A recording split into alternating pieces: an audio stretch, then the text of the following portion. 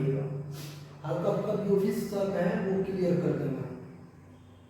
देखिए प्राकृत संख्या, तो ये जो समूह है, यह समूह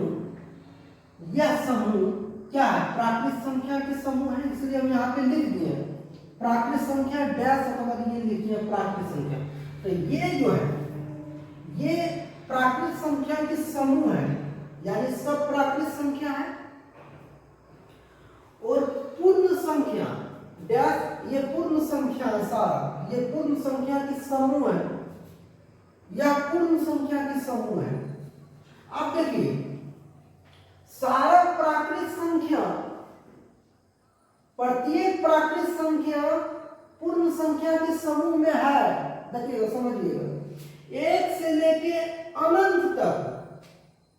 देखिए इसमें प्राकृत संख्या में एक से अनंत तक है ना, तो देखिए पूर्ण संख्या में भी एक से अनंत तक है। यानी इसका मतलब क्या कि सारे प्राकृत संख्या पूर्ण संख्या है, यानी सारा प्राकृत संख्या जो है वो पूर्ण संख्या के समूह में है, इसीलिए सारा प्राकृत संख्या वो पूर्ण संख्या है। लेकिन सारे पूर्ण संख्या प्राकृत संख्या के समूह में नहीं है। तो कौन नहीं है? तो जीरो नहीं है, यानी कि सब पूर्ण संख्या प्राकृत संख्या के समूह में है, लेकिन जीरो को छोड़ के। यानी क्या कि प्रत्येक प्राकृत संख्या वो एक पूर्ण संख्या है, लेकिन प्रत्येक पूर्ण संख्या प्राकृत संख्या नहीं है। तो किसको छोड़ के? तो शून्य को छोड़ के सारा पूर्ण संख्या प्राकृत संख्या है। यानी कि सारे पूर्ण संख्या प्राकृत संख्या है, सिर्फ किसको छोड़ के? तो शून्य को छोड़ के। तो देखिए हम यहाँ पे लिख दिए नोट में कि प्रत्येक प्राकृत संख्या एक पूर्ण संख्या है, प्रत्येक प्राकृत संख्या एक पूर्ण संख्या है, यानी कि जो प्राकृत संख्या है वो पूर्ण संख्या है।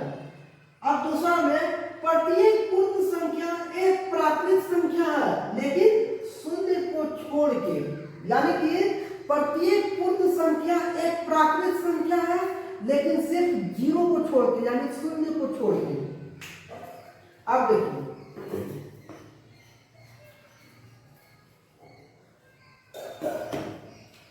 यहां पे देखिएगा, ये एक प्राकृत संख्या है तो एक पूर्ण संख्या है, दो एक प्राकृत संख्या है तो दो एक पूर्ण संख्या है, तीन एक प्राकृत संख्या है तो तीन एक पूर्ण संख्या है, चार एक प्राकृत संख्या है, चार एक पूर्ण संख्या है, जीरो एक प्राकृत संख्या नहीं है, जीरो एक सिर्फ पूर्ण संख्या है। हम आशा करते हैं कि आपको समझ में आ गया होगा। फिर अगला दिन मिलते हैं दूसरा क्लास के साथ। नंबर सिस्टम का ही दूसरा क्लास चलेगा। धन्यवाद।